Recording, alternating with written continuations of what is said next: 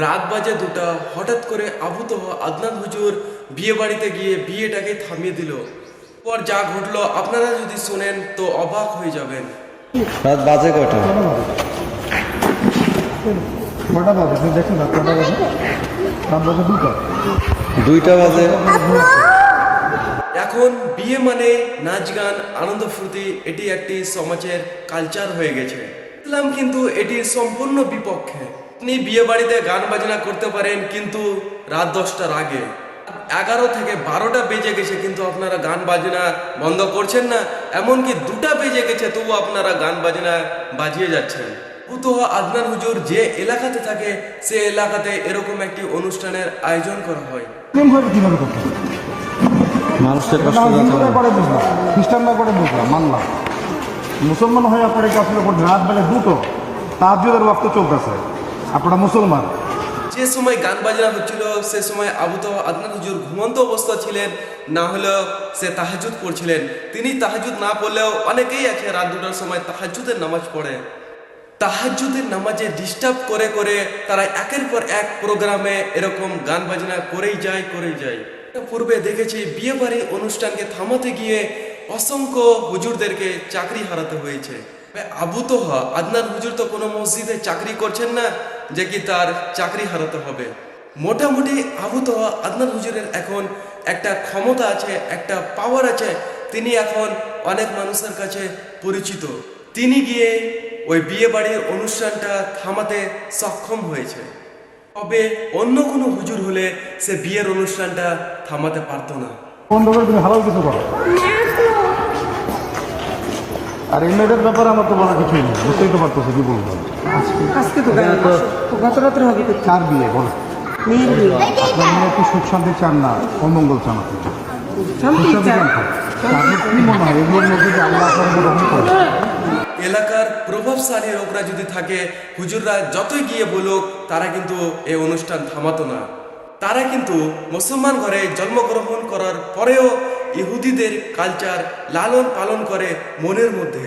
তবে আবুতোহ আদনান হুজুর যে কাজটি করেছে সে কাজটিকে আমরা সাব্যস্ত জানাই, এবং এভাবে ইসলামের জয় হবে একদিন ইনশাআল্লাহ। কোথাও এরকম গান বাজনা হতে পারবে না। আপনার যদি গান শুনতে খুবই মন চায় তো আপনি নিজে শুনুন, আপনি মানুষকে ডিস্টার্ব কেন করেন?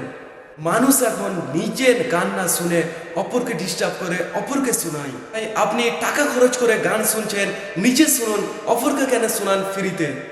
আসলে আপনি তো গান শুনেন না, ওই গানের মাধ্যমে আপনি আপনার ক্ষমতার, আপনি আপনার পাওয়ারের বিস্তার ঘটান আপনি ওই গানের মাধ্যমে। অমঙ্গল চান আপনি। শান্তি সুখ শান্তি চান। চান তো?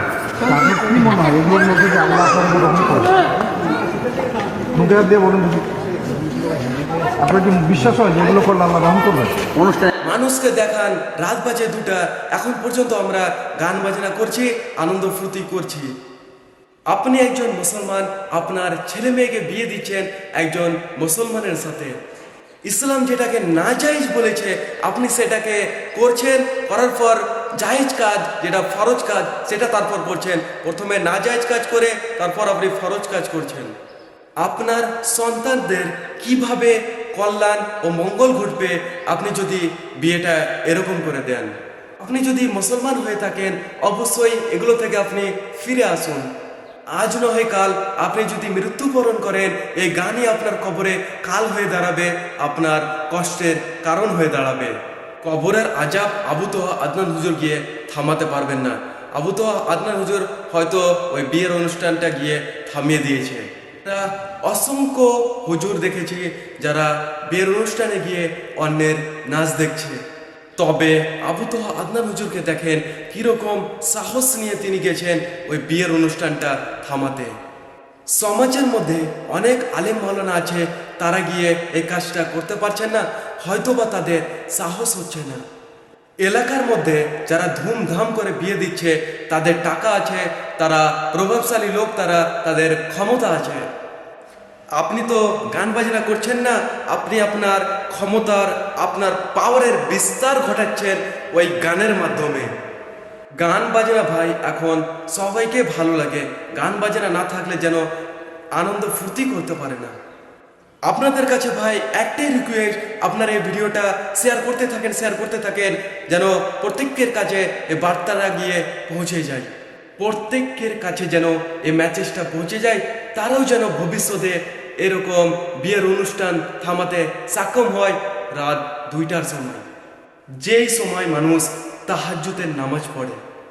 আজকের ভিডিও এ পর্যন্তই, দেখা হবে পরবর্তী ভিডিওতে। সুস্থ থাকবেন, ভালো থাকবেন, খোদা হাফেজ।